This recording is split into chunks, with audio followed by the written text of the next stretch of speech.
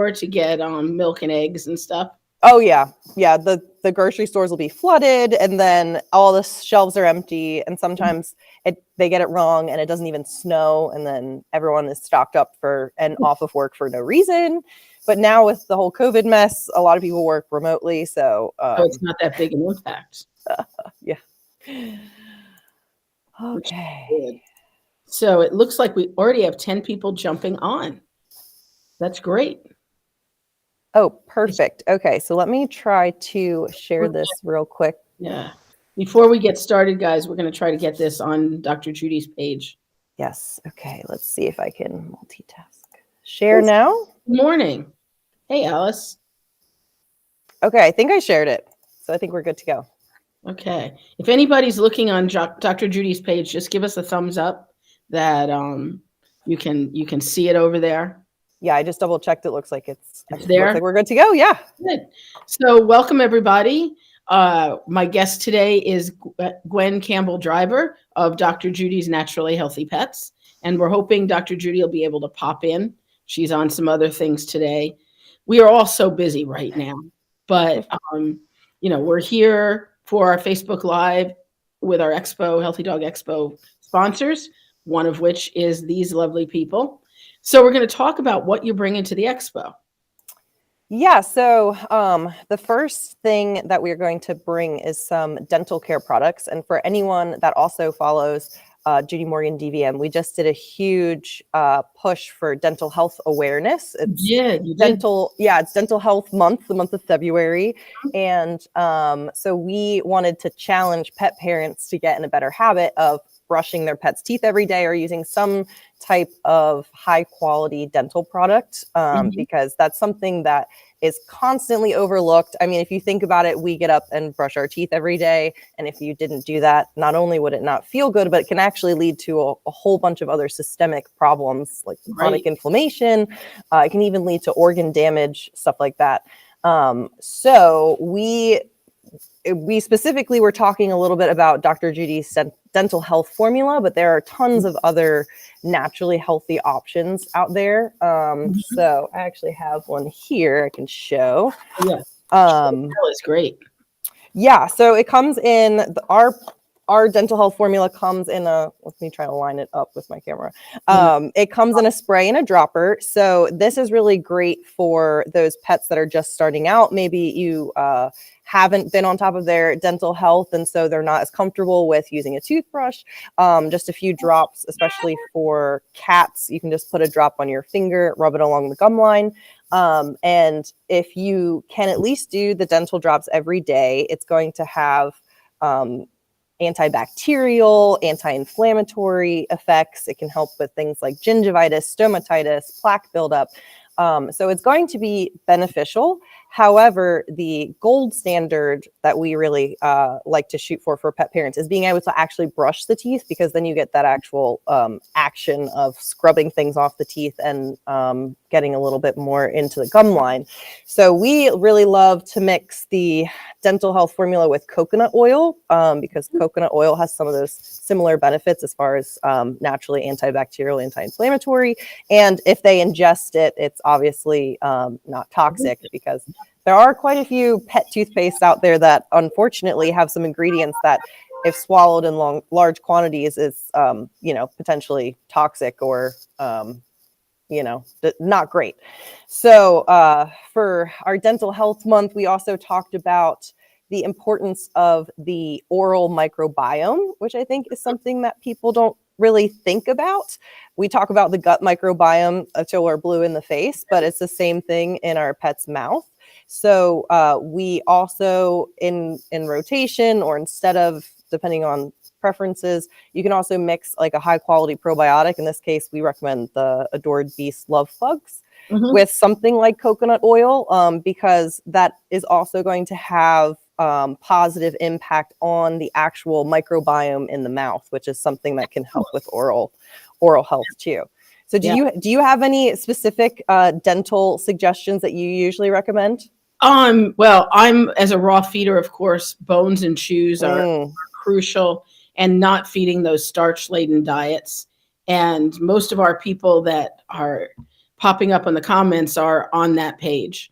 We Mm. also did a live on, actually, I think it was just Tuesday, with Olivier Morin of One TDC, which is not strictly a dental product, but something to support the gums. And I Mm. think combining that with Dr. Judy's tooth part of the mouth health might really be a good thing. Yeah, and there are definitely a lot of options, and I think ideally like incorporating all of those things, because dental health is a really big issue we see with our pets.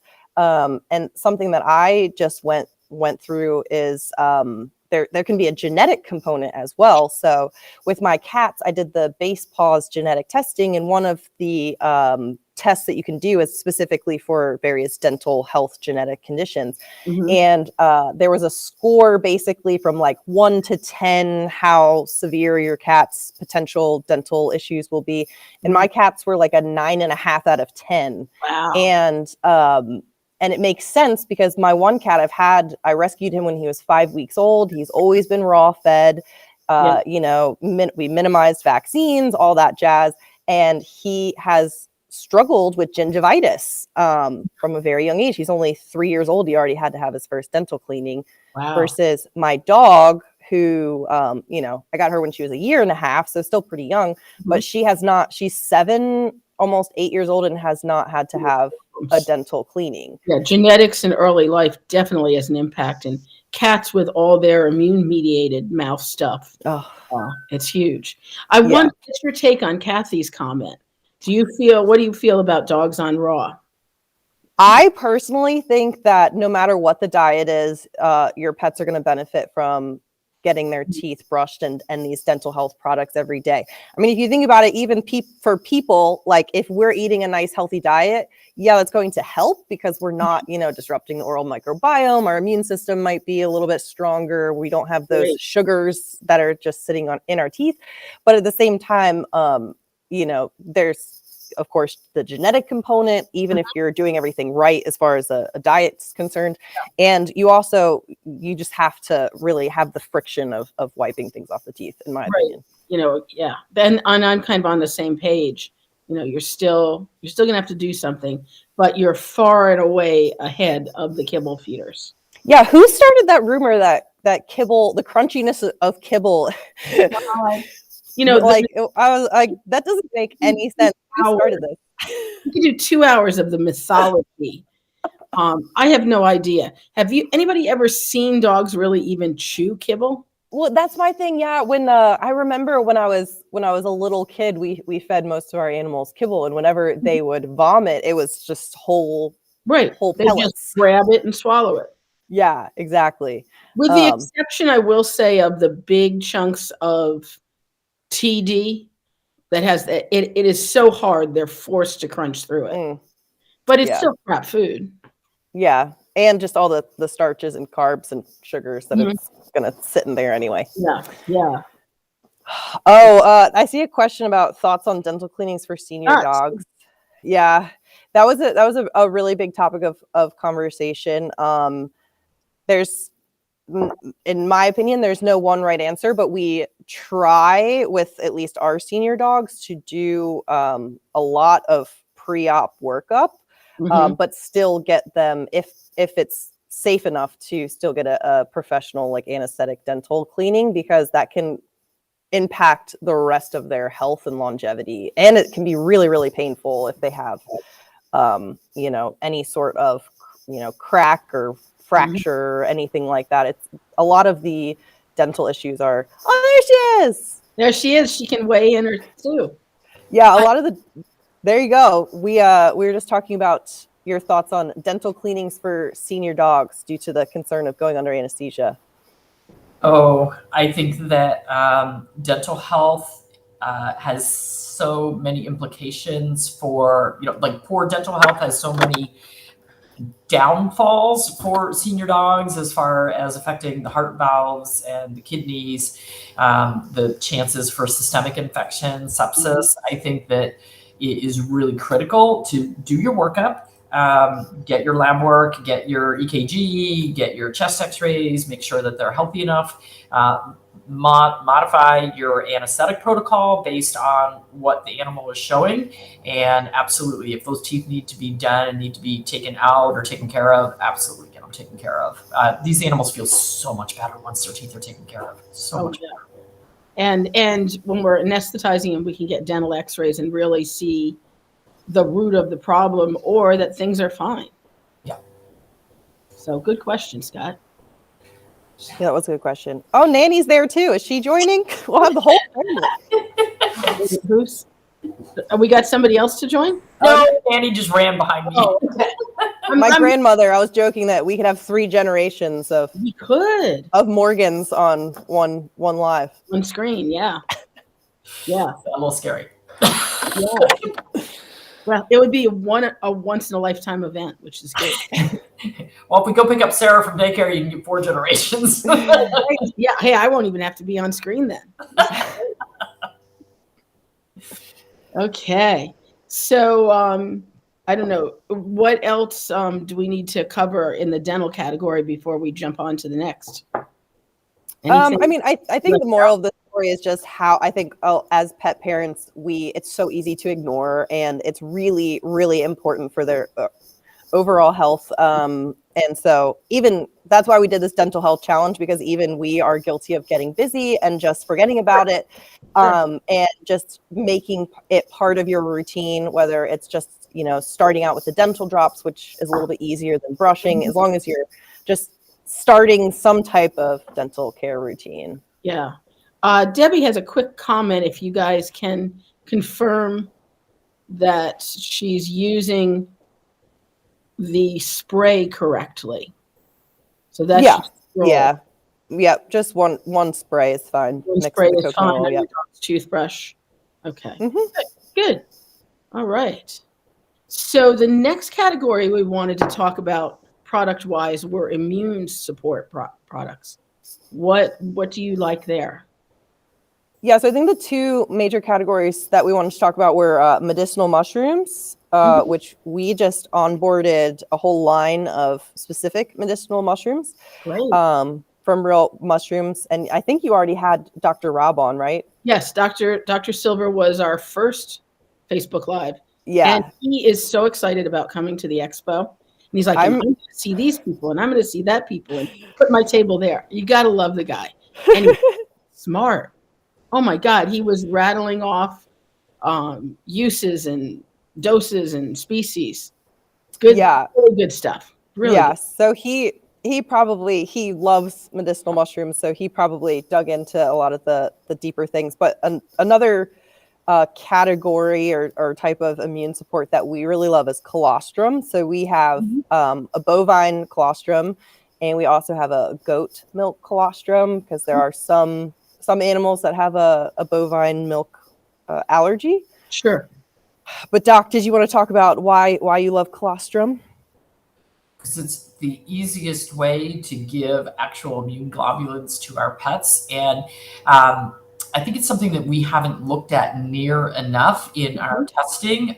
There are very few veterinarians, and I didn't do it near enough when I was in practice, but there's very few who actually do IgA, IgG, IgM testing. And I've seen some consultation reports come in where some of the holistic veterinarians are doing that as part of their endocrine workup.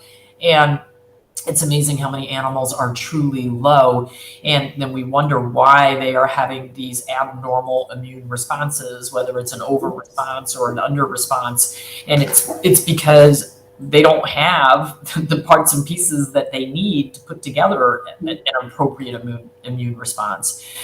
So particularly in our household, the 2 animals that we really feel like the colostrum is important for is Forrest, the puppy, born from a TCVM perspective with a horrible gene deficiency. He's got hydrocephalus. His bones aren't put together right. He's very thin.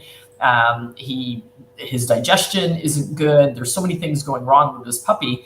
And so supporting his immune system with the colostrum is really pretty critical, because at this juncture, he's had 2 half-dose vaccines. He had a half-dose distemper and a half-dose parvo, and that's all he's had, and he's 7 months old. Wow. He's not exposed to anybody, so it's fine.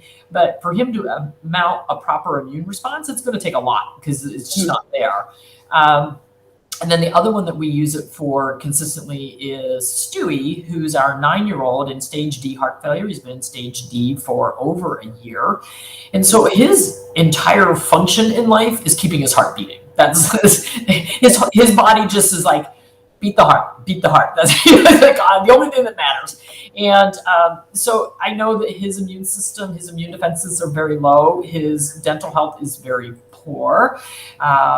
He's had many dentals through his life, but since he's been in stage D failure, nobody wants to touch him. I don't blame them. So I'm trying to support him in other ways the best that I can. So I think that early in life and late in life, the immune system doesn't work as well. So the colostrum is really good for supporting. And then for those who have other immune system challenges, like chronic disease, if they're diabetic, they have, chronic inflammatory diseases, then I think supporting them is really important. Yeah. Katie has a question.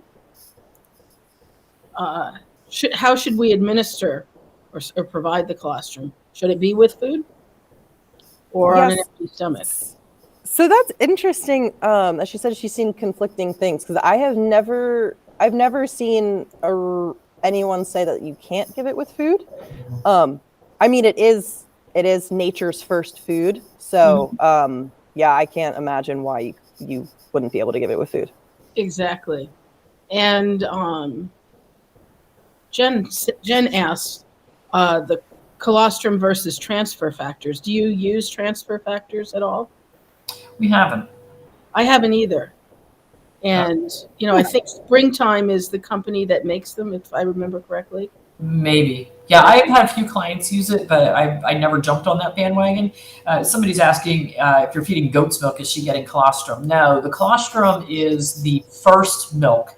So when the babies are first born, the mom makes this kind of yellow sticky milk, and it is just chock full of antibodies and the immune globulins. And that's only produced for about the first 24 hours right after delivery. So that's why it's so important that newborns, whatever species, get that first milk, that they get latched on and they go ahead and get that milk, because the immune globulins are very large particles. And when the newborns are first born, their bowel is able to absorb those larger pieces. And then we get the tightening of the junctions, and then it's no longer absorbed after that. So it's really critical that they get that first couple of meals as the colostrum.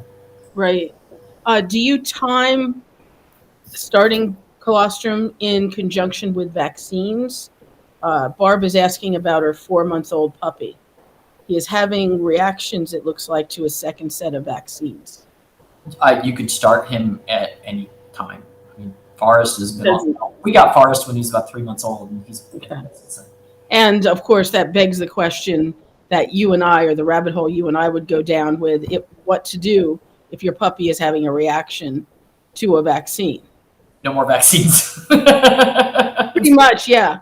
I mean, I might be tempted. He's 4 months old. I might be tempted to titer him and see if he's produced any antibodies on his own. But use caution, Barb, and perhaps get a second opinion with a holistically oriented veterinarian who might give you some other options.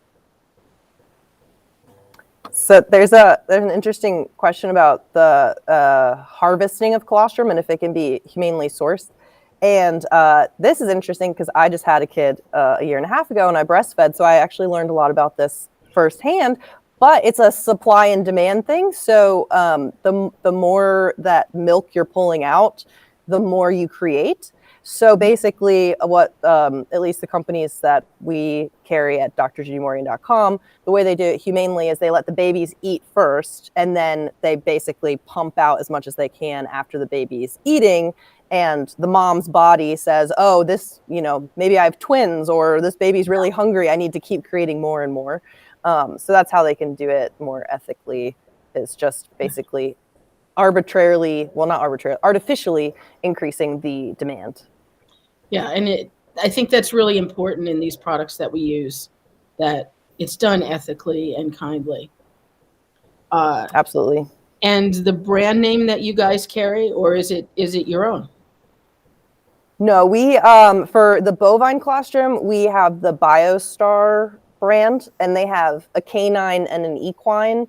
It's the same exact colostrum. It's basically just the serving sizes are different. So if you have many dogs or a large dog, you might just want to get the horse container. Sure. And then for the goat colostrum, we're using a company called Mount Capra, and they're actually a human company. So it's human grade colostrum. You can take it yourself as well. And yeah, that's for the goat milk colostrum. Excellent. Okay.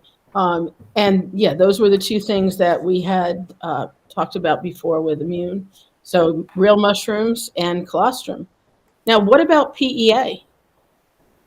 Oh, PEA. Uh-oh, this is her favorite. It is, because I feel like Dr. Judy stumbled upon this like magical potion and everyone's like, what is this? Well, the story behind the stumbling, and it really, there are times when I just have to look in the mirror and go, what were you thinking? But when I wrote my first book, From Needles to Natural, back in 2014, and I was writing the chapter about syringomyelia, one of the, some great studies that I had found, and one of the treatments that was recommended as a natural treatment is the PEA. And it was not available in our country at the time. It was available in Denmark. And so, but my book talks a lot about Cavalier King Charles Spaniels and a lot of Cavalier followers. So I was like, well, I'm going to put that in here because there's a bunch of those over in the UK and in Europe. So they'll be able to get it. And then I was doing a consultation about 3 or 4 years ago with a client, and they had a Cavalier, and they said, well, what about this PEA? I think I should start the dog on the PEA. And I went, oh man, I haven't even talked about PEA in years because we couldn't get it.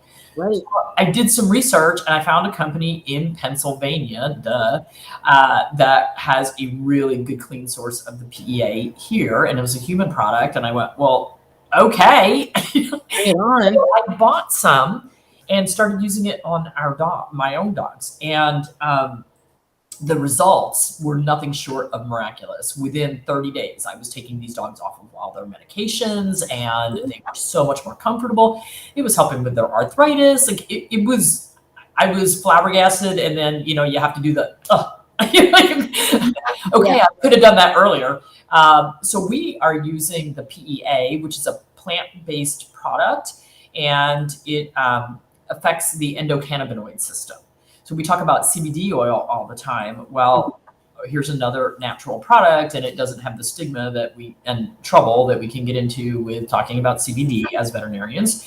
So we're using it for all kinds of things. We're using it for just chronic inflammation. We're using it for inflammatory bowel disease. We're using it for allergies. We're using it for arthritis and syringomyelia and occipital malformation syndrome. And they actually the company has a second product called Ananda Plus, which is the PEA with anandamide, which is another endocannabinoid system. And we haven't put this one on the website, but they sent us some samples, and I ran out of the PEA. So I was taking the samples myself, and I had been taking them for, stiff joints. I'm getting older. It's cold in the morning. It takes me a while to get moving. And interestingly, the Ananda Plus completely cured my IBD. Wow. And I kind of, all of a sudden I was better. Like over a period of about a month, I was like, wow, I haven't been in trouble for a while. What did I change? Mm-hmm. That was the thing I changed. And if I skip a day, I notice the difference. So I think that the power in, one, the endocannabinoid system, and two, in these plant-based products, is completely amazing. Now I have to go to the GI specialist next week. It's going to be really interesting when I walk over with this stuff and go, here's the cure. And they're going to go, yeah, right. It's going to be like telling your vet you feed raw. Yeah. Gwen will have to do one of those TikTok videos. we got to digress for a moment. If anybody out there has not seen Gwen's series on feeding raw, where she plays the veterinarian and the pet owner. You were genius. You were brilliant. I loved them.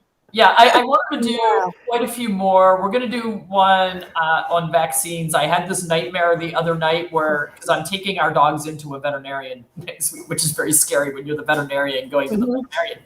And I just want to get lab work on everybody. I don't want to talk about vaccines, blah, blah, blah. And I had this nightmare. And I took the puppy in, and before I knew it, I turned around and they had like 5 empty syringes in their hand. And they're like, oh, we gave him his DHLPP, Lyme, Lepto, Parvo, Parainfluenza, rabies, kennel cough. He's set to go. And I just kind of went, Yeah. It's crazy. I had one. I wanted to do one of those TikToks on that. Yeah. Definitely. So I'm seeing a lot of questions about like what the heck is PEA, so we may have to we better Can you backtrack slightly.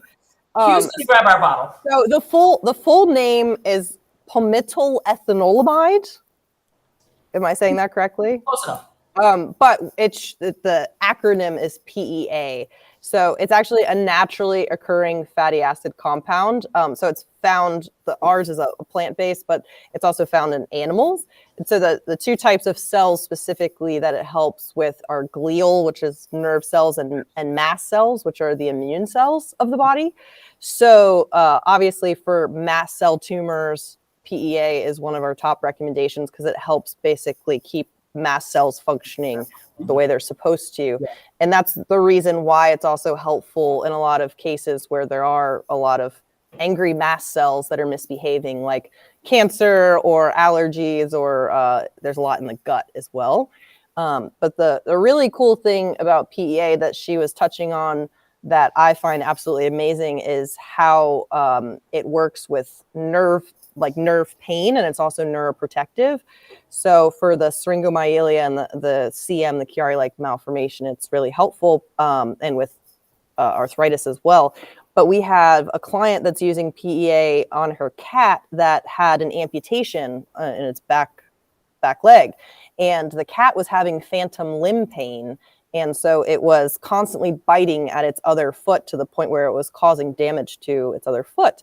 And she said as long as she keeps it on the PEA, it helps with that nerve pain. Specifically, in this case, it's a phantom limb pain. In the Cavaliers, it can be in different places. But and so this helps basically regulate those cells so that they're functioning normally and helps mitigate pain. Is PEA okay for inflammation in the brain? Yeah. Endocannabinoid system is all over up there. Interesting. I'm dropping a link to that product right in here. It should show up in a second. So the people have questions about dosages and such. The doses are on our website. It's right. Yeah. Perfect. Yeah. That link. Awesome. Yeah, that link has really more information too. So like our Cavaliers are about 15 pounds, and I give them a whole capsule twice a day. And, there's no problem with giving them extra. We haven't seen any side effects at all. I've looked at safety and efficacy studies, and I have not seen any toxic doses for anybody, human or animal. So it is, it's pretty cool stuff. It has. It's actually over the last 5 or 6 years, it's been studied quite a bit in both humans, and they've done like rat studies and things like that. There's one study in the Netherlands with Cavalier King Charles Spaniels specifically, but they've done a lot of research on it. It's a very, very safe supplement. There are no known drug interactions with PEA. The only potential side effect is ours is the one that we use is a plant-derived PEA. So for some of those pets that have really severe plant allergies, sometimes it can make them itchy, but that's about the only kind of side effect that we've seen.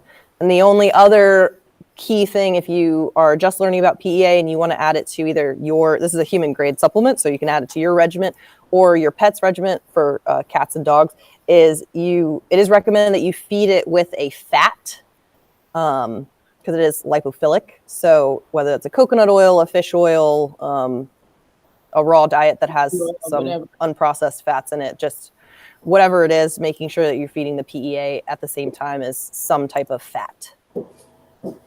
Very important. Just because this comes up periodically. People are going to want to know what you're bringing to the expo. Can they do pre-orders, or are you just bringing certain products? What have you thought about? Yeah, we are going to bring some product, but probably not enough for the number of people. So we are going to have iPads as well, so people can order. We're going to have a discount code for people that are attending, and we'll give you guys free shipping if we don't have the product that you need specifically right there. So you'll still get all the perks of shopping in person. It'll just arrive on your doorstep 2 days later. Excellent. Excellent. Yeah. Try to make it as easy as possible for everyone. Yeah, because you can't bring the whole store. Well, especially we have 350 products. Yeah, fine, exactly. But that's perfect solution. Excellent. Yeah. Excellent. So I think that would be right PEA. The next interesting product that I don't know enough about is the deer antler velvet. That's one of the first things I associate with you guys. You're the first people who really got it out there. Yeah. Well, it's been in holistic veterinary clinics for probably about 10 years. But we were the first ones really to talk about bringing it, particularly the New Zealand deer antler velvet, bringing it direct to the consumer. There are elk antler and deer antler products in in the US, but we have chronic wasting disease in the deer population in North America. So that's a prion disease that affects the brain. Right. And you don't want to be ingesting that or giving that to your pets. So by sourcing from New Zealand, we get a cleaner product without the chronic wasting disease. And it's been studied in humans for thousands of years. Particularly, it's been used a lot in South Korea and in China. The interesting thing, so the deer antler velvet is the growth phase of the antler. So we think about antlers like if you find them laying on the ground, that's after they've hardened and they're not growing anymore and they're shed. Those are used for your dogs to chew on and break their teeth. They don't really have a medicinal value. But during that rapid growth phase, it is a renewable resource, and New Zealand has one of the things that people are concerned about is the harvesting of the deer antler. So New Zealand has probably the highest humane standards for the handling of their animals of any country, which is one of the reasons we like New Zealand. So these deer live in these great herds on these, wonderful fields and pastures, well cared for. And once a year, they come in and they run through the stalks. They get a little ring block of lidocaine around the base of their antlers. It's cut off, and they're back on their way. And they've actually done cortisol studies in the deer during the process, where they draw blood before, during, and after the process and look at the cortisol levels, and they don't change. Because the deer are used to this process. They have to have a veterinarian there to do the anesthesia on them.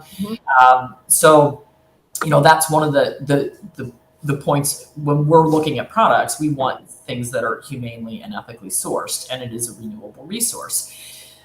So the deer antler velvet is one of the few things in the world that stimulates stem cell growth and regeneration and repair of cells, because those are rapidly dividing cells. And so they actually stimulate the stem cells in the bone marrow, the differentiation of cells.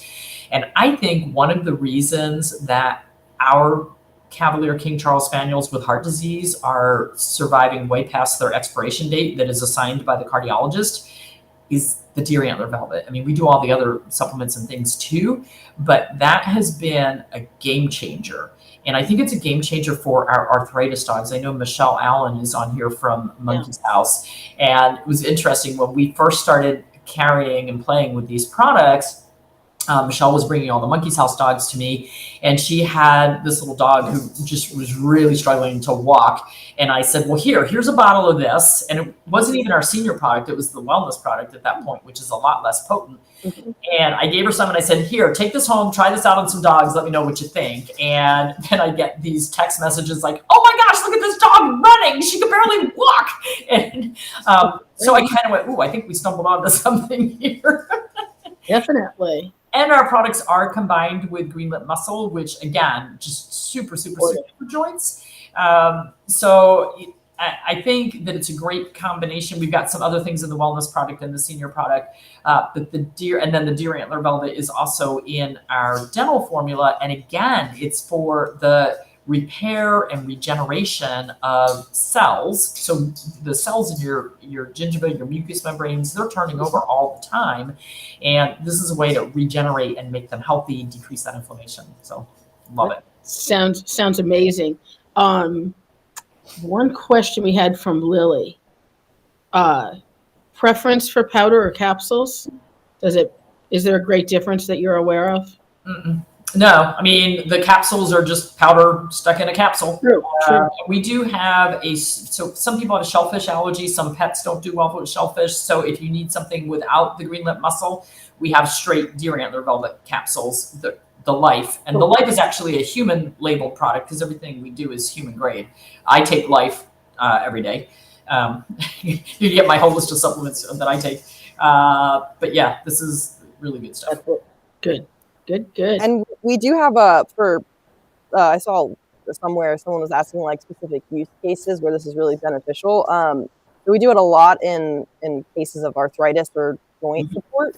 So the wellness formula that has a base of deer antler velvet is really great for younger animals. You can start puppies and kittens on it to help them through those growing periods. And also if you have a breed of dog that has a relatively high chance of developing a joint disease down the line, like a hip dysplasia, elbow dysplasia, arthritis, something like that. Really great to get on top of ahead of time, but also good for starting out if you just learned about it. Also good for athletes, which we don't personally have any athletes. But it also can help, if you have a dog that maybe needs to get more exercise, that is a bit overweight, like my dog, or she's recovering from orthopedic surgery, so she's getting the senior formula. So if they ever have like an injury or surgery, specifically an orthopedic surgery, definitely super helpful. Does help with the immune system balance because it is basically an antioxidant as well. And then as she kind of touched on, the blood cell production as well with and it's a red blood cells, stem cells of glucosamine, chondroitin, and hyaluronic acid rather than synthetic sources. So yeah, I have to sign off, guys. I got an appointment I got to be to at 3:00. So thanks. Thanks for stopping by. Oops. There. Okay. Great. That was great. I'm glad she could drop in. Oh, yeah. So for there's a quick question about these products in Canada. Sharon, actually, we do have these products available in Canada. It's the company's called Dog's Age Canada, DOGSAGE. Great. You'll save a whole bunch of money on customs. Oh, yeah. That's one of the hard parts about shipping to Canada. Oh, man. Sometimes the customs, the charges are 3 times what the product. Yeah, that happened. Like with all the COVID mess, the customs fees, I think, like quadrupled. Yeah. And so people were trying to buy like a $20 bottle of something, and they were like, "Okay, the fees will be $50." You're like, "Wait, what? How can it be more than what I bought?" Yeah. Crazy. But Dog's Age. Yes. Yeah. So please order from there and not from us, kindly. It'll save a bunch of money. And of course, in Canada, there are many rules about where stuff can be made and shipped in. I had somebody shipping in some herbs, and we had to certify that the herbs were from the continent. They couldn't be any place in origin but North America. Yeah, that's tough. Very tough. Crazy. Judith, just go to drjudymorgan.com and click shop, and you will find links to all of the great products. So you can make your wish list for the expo. Yeah, definitely. Perfect. So the last product category that kind of one of my favorites are the omega-3 fatty acid supplements. Yes. So they're vital for pretty much any dog, don't you? Oh, absolutely. And cats too. Sure. And I mean, something that I found interesting is the ratio of the omega-6s to 3s in commercial pet foods is usually completely off from where our dogs really need it to be. And something that I learned is that the omega-6s, when they are too high, can actually contribute to inflammation. Correct. Which I was like, that doesn't make any sense. Why wouldn't we fix that in pet foods? But there's a lot of other issues with pet foods. There's a lot of reasons why. But yeah, well, you'll see an omega-6 to omega-3 ratio of 16 to 1. And it's like, well, I'd actually like it 1 to 16. Yeah, exactly. So did you see by any chance the new Adored Beast Omega product? I have not. Tell me more. They just launched, it's called Potent C, Potent-SEA. And it's actually an omega-3 rich microalgae oil. And it actually has more DHA and EPA in it than most fish oils on the market. Oh, that's intriguing. Yeah, and so it's actually grown on land, so they don't have to worry about, like the sustainability issues with overfishing in the oceans. It's also, they can keep it very clean with some of the bigger fish that we use. You can have potential like heavy metal concerns, things like that.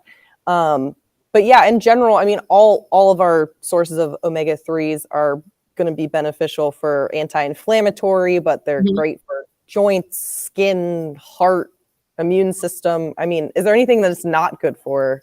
Nothing that I can think of. Yeah. The only issue would be a fish origin or fish or shellfish allergy. Yeah. And so we've had good experience with, they actually make GLM, the greenlet mussel oils, typically a lower amount of DHA and EPA in there. We do also like fish oils in rotation. We do a salmon oil by Iceland Pure, and there's also a sardine, like whitefish. Sardine and anchovy, I've used that.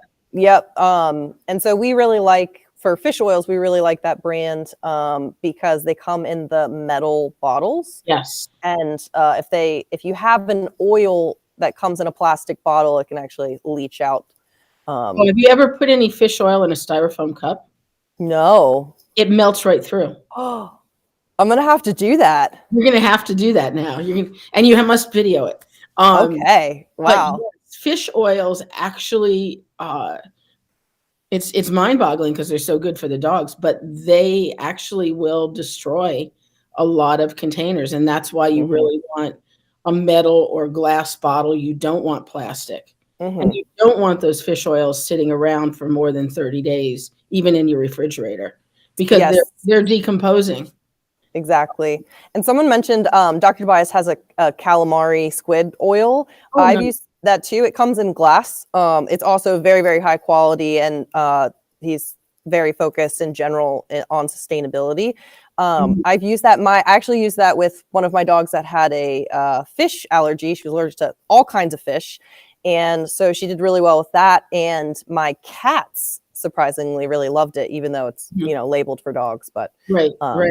So yeah, there's a lot of good options out there, but that's a really good tip about the container being metal or glass. Container is vital.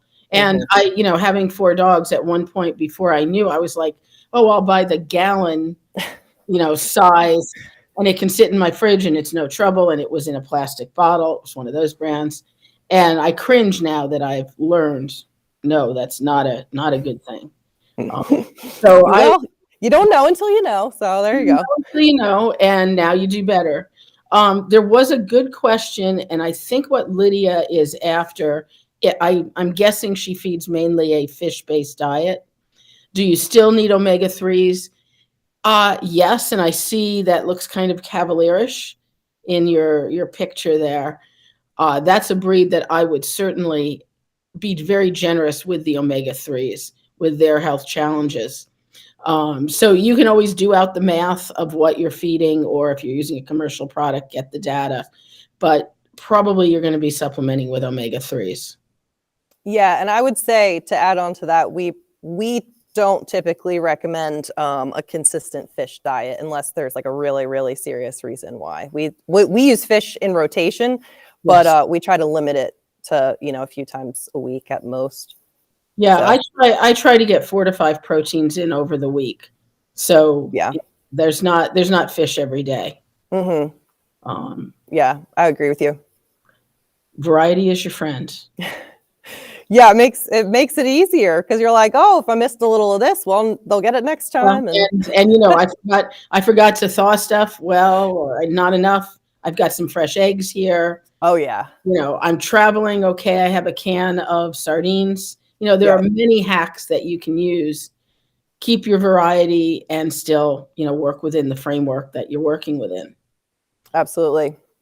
And I think, let's see, and yes, Carrie, we do want more omega-3s than omega-6s. Omega-6 is the pro-inflammatory form. Omega-3 is the anti-inflammatory form. Mm-hmm. Great. Yeah, and a lot of the commercial foods are going to have more omega-6. And another thing that we get asked a lot is people confusing like a plant-based oil with something like a fish oil, a calamari oil, a mussel oil, or an algae oil versus omega-3s. Yeah. Right. Yeah. So like your plant-based oils are not going to fulfill this requirement, like your hemp seed oil, your flaxseed, stuff like that. And they do have good fatty acids in. You know, we're not slamming them by any stretch of the imagination, but you know, keeping your fats straight is really key. Keeping them in balance is really key, especially if you're DIYing. Yep. And Lydia says, yes, she uses salmon and lean grass-fed beef. Very good in food. Chicken is probably the highest omega-6 containing protein that people commonly feed. So if you're feeding a lot of chicken, you definitely need to offset the omega-6s in chicken with some omega-3s.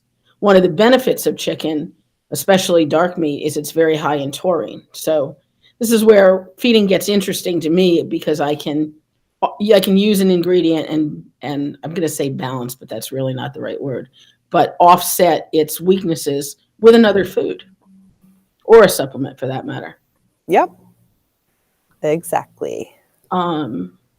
And one quick question. I didn't know Nordic Naturals had a cat-specific product. Yeah, that's interesting. I didn't know that either, actually. Maybe they just label their small bottles for cats, but I've always thought of Nordic Naturals as a good brand. Mm-hmm. And they do package in glass almost exclusively in their liquids. Yeah, so I think maybe part of the concern of that question is you're exposing the oil every time you have to serve it. So that would be, as Dr. Lori mentioned earlier, like buying a small amount, so that way you're using it up quickly. The Iceland Pure comes in a pump, so that way you're exposing it less, but still it's getting oxidized, and it's going to need to be used up relatively quickly. I think it was Iceland Pure that has right on their website, they recommend using it up in 30 days. Yeah, I think it's like 30 to 60, or it's around there. Yeah, something like that. Yeah. Yeah. All right, great. Well, we're coming up on the hour, so any last questions before we let Gwen get back to work making the new handy ordering form and getting your iPads all set up? Oh my gosh, we have so much work to do before the expo. It's not even funny. I wish I could show you. The living room warehouse is filled with boxes. I have 5 boxes of the tote bags for our guests. I have 500 eco-friendly compostable rolls of doggy poop bags from Earthwise. Oh, nice. They are great. They totally fall apart, and wow, they're really slick. So they were very generous. I've got 500 samples of this food. I've got 500 samples of that food. We still have to send you ours. So yes, and you have to send me yours. I have an amazing gift basket. Actually, I have 2 whole gift baskets, all pre-made, that I'm going to be photographing. I mean, people are just being incredible. I think everybody just wants to get out there and be around people and do stuff again. I know. I'm like, this is my vacation. Yeah. I'm traveling to an exotic location of Albany, New York. Yes. Well, and you'll be in the indoor courtyard, so it'll be like being in a park. Perfect. It's beautiful. And I just learned the hotel has put in one of those super scrubber air purifying systems. Oh, nice. So it's state of the art in terms of anybody who's worried about viruses and such. They have gone to the extreme. And Awesome. we can all breathe. Yeah, I mean, we have to hop on a plane to get there, so I feel like, Yeah, you got to do that. Yeah, it's like we're doing it. Yeah, yeah. But when you get there, I'm hoping that we've done everything right and everybody's safe and everybody can just have a great time. I agree with you. One question that popped up, I don't see why you couldn't give these fish oils to cats or dogs. Yeah. Even Dr. Tobias's, because he only does dogs, so all of his stuff is labeled for dogs, but I use his calamari oil for my cats as well, and it's the same calamari oil in his human product, which I also take for myself. He has a human gel capsule version too, so yeah, all those work for cats. Yeah, I can't think of any ingredient that would prohibit it from being used in cats at all. Yeah. All right, great. Well, thank you, Gwen, for taking the time. And Thank you. And please convey our thanks to Dr. Judy. Yeah, I'm so glad she got to jump on. She's always so good at these things spur of the moment. She was just like texted me and she was like, oh, sure, yeah. Yeah, we can do this. All right, guys. So this will be up for replay on my Dr. Lori Koger page, on the Expo page, and we'll provide a YouTube link as well. So this can be shared far and wide. And I will be back tomorrow at 2:00 with Wendy from Dr. Harvey's. Awesome. Yeah, I'm getting to talk to all these people. This is great. Well, we will get you those gift bags from us and all of our stuff together, and we'll see you soon. All right. Weeks. It's coming up fast. Take care, everyone. Bye. Bye.